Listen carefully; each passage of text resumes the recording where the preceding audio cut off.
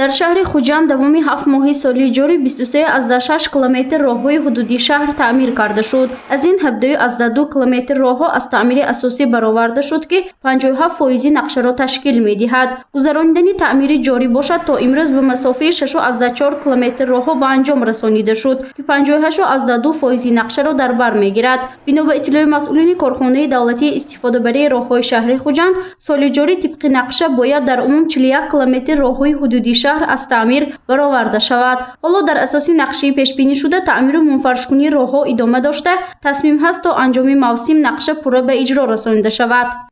роҳи мошингарди 15-солагии истиқлолияти маҳаллаи Навбаҳор то кӯчаи Саидвалиев, чоркӯчаи Чашма мегӯем, масофаи 1.9 километри раҳҳо таъмири асосӣ гузаронда пурра мунфаш карда шуд. Инчунин то маркази ортопедии шаҳри Хуҷанд. роҳҳои шаҳр он камбудиҳое ки аз тарафи шӯъбаи бозоррасии давлатии автомобилии ҳам вилояту ҳам шаҳри Хуҷанд ба мо пешниҳод карда мешавад оиди гузарондани таъмири ҷойҳои роҳҳои ҳудуди шаҳр. мо қисми роҳҳои шаҳр таъмир карда шуда, 58.2% нақша ба иҷро расонда шудааст. чанде пеш роҳи нақлиётгарди Абрешим назди беморхонаи вилоятӣ то кӯчаи Саид Валиев ё худ чорроҳаи Чашма аз таъмири ҷорӣ бароварда шуд. Масофаи роҳ 1.9 километрро ташкил дода, корҳои таъмиру навсозиро бошад, идораи сохтмони асосии вилоят ба анҷом расонидааст. Аз таъмир шудани роҳи мазкур бештар ронандагони нақлиёти мусофиркашонӣ қаноатманд ҳастанд, зеро аз роҳи мазкур асосан хатсайрҳои зиёди мусофиркашонӣ мегузарад. Бино ба таъкиди ронандагон, ҳоло бо баробари таъмири роҳ ҳаракати нақлиёт осон шуда то ҷои хароҷоти онҳо кам гардид.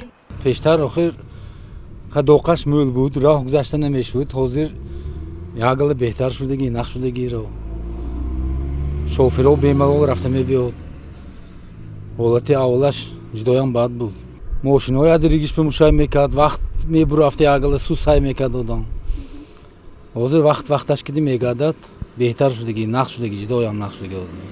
роҳи мазкур бинобар чуқуракҳои зиёд ва ҳолати хароб доштанаш чанд сол инҷониб мавриди танқиду шикояти сокинон қарор дошт, зеро ҳангоми ҳаракат дар роҳи мазкур ронандагон ба мушкилиҳо дучор мешуданд. бар замми ин аз сабаби чуқуракҳои роҳ нақлиёт ҳам зуд таъмирталаб мешуд. аз шикояти зиёд ва инъикоси ҳолати роҳ тавассути чанд гузоришҳои шӯъбаи иттилоотӣ, ҳоло ин мавзеъ аз таъмири капиталӣ бароварда шуда, ба талабот низ ҷавобгӯ шудааст. таъмири ҷорӣ ин асосан анамин беморхонаи марказии ҳудудаш таъмир карда шуд. боқӣ монда якун ҳозир зиёда аз 40% ҳаст. албатта мо то ба охир расидани мавсим ба пуррагӣ ба иҷро мерасонем.